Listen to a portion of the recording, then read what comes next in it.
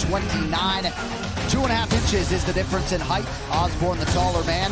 You see Manel Кейп forfeiting 20% of his purse as he missed weight by 3 pounds.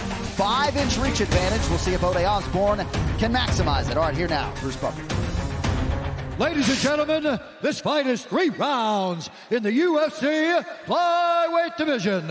Introducing first, fighting out of the blue corner, a mixed martial artist holding a professional record. 9 wins, 3 losses, 1 no contest. He stands 5 feet 7 and 1/2 inches tall, weighing in at 125 pounds. Fighting out of Milwaukee, Wisconsin, Ode, the Jamaican sensation, Osborne.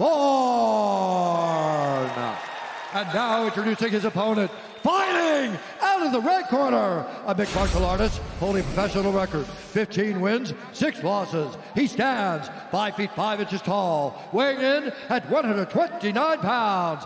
Fighting out of Phuket, Thailand, by way of Porto, Portugal, Manel Starboy Кейп. And when the action begins, our referee in charge, Jeff Rexroad. Second of 3 assignments tonight for Jeff Rexroad. Thank you, Ariani. Back up. Manel Кейп is in the red trunks. Ode Osborne is in black. Кейп, the 2-1 favorite at close. This fight clock is brought to you by the U.S. Army. Southpaw versus southpaw here. That means they both have jabs and they both have calf kicks, and that's something that is a little different for a southpaw. Usually it's left hand versus the left hand versus the right hand. Now it's same weapons. Oh! Early connection for Manel Кейп got my attention. 30 seconds gone by. And that's exactly what you saw from Manel the moment he stepped in the gym. Like, wow, this dude is talented. But it has to be put together. Manel has to do everything if he wants to ultimately reach the level that he reached in so many organizations outside of the UFC.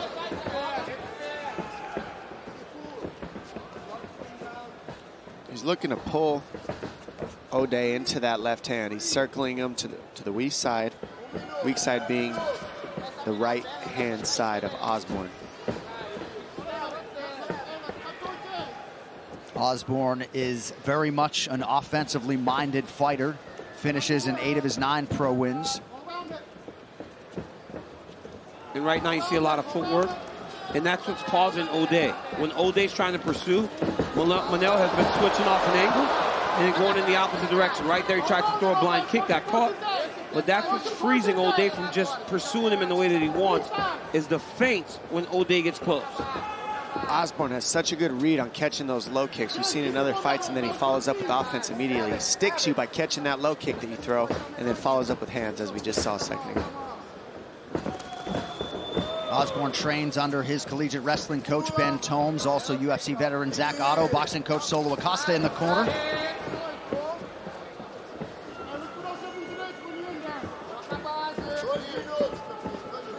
Osborne trying to make his reads, or so it would appear, under 3 to go in the round. Like DC said, what Kop's doing so well is he's making him, right when Osborne sets his feet, he shifts and moves, and it keeps it so that Osborne doesn't know when to throw or when to fake.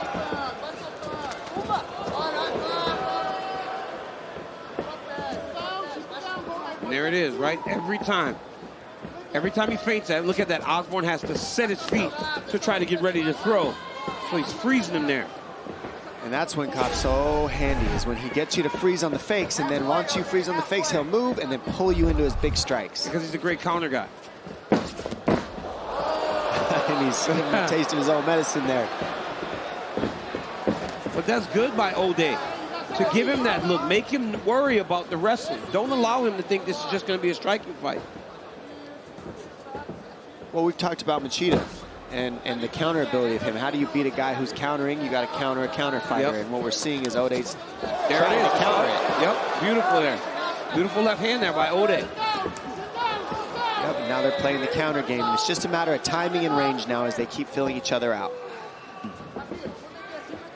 And look, the look on the face of Manel is a little different now after taking that left hand from Ode. It was smiling before, it was playing. Now it's a more serious look. There's another left hand by Ode. Very fast, too. I mean, he fakes the kick and then follows with the hands very well. Gets you to bite on that kick feint, and then the hands follow.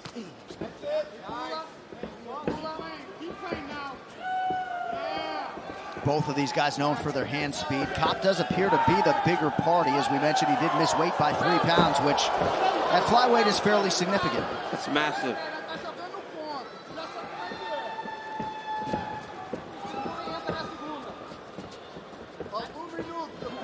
Under a minute now to go, round 1.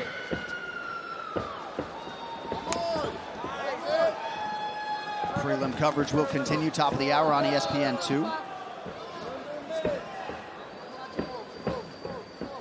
All finishes thus far tonight at UFC 265.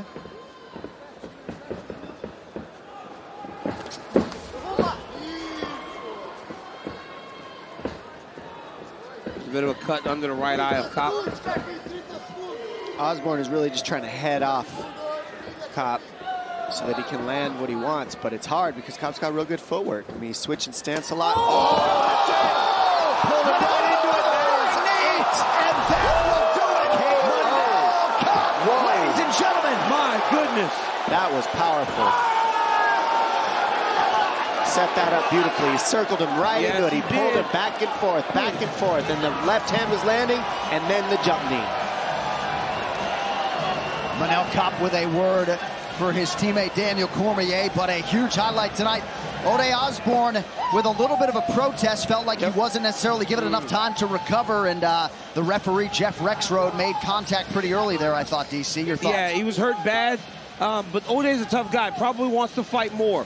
But it was all the footwork and all the angles, the different looks that allowed for Manel to land that knee. As we see, the back and forth. Look at the circling to the weak side. Switch stance. And then he switches stance, jump knee. Boom! Yep. Beautiful setup. And that's what happens when you're switching stance, pulling side to side, moving, feinting. Things get hidden. And this came out of left field. And Kopp landed it on the button. Perfect read. Look at this jump. Bam! Lands it perfectly. I mean, follows it up. Eats a couple more shots. Here's one more look at it. Look at the way it lands right on the chin.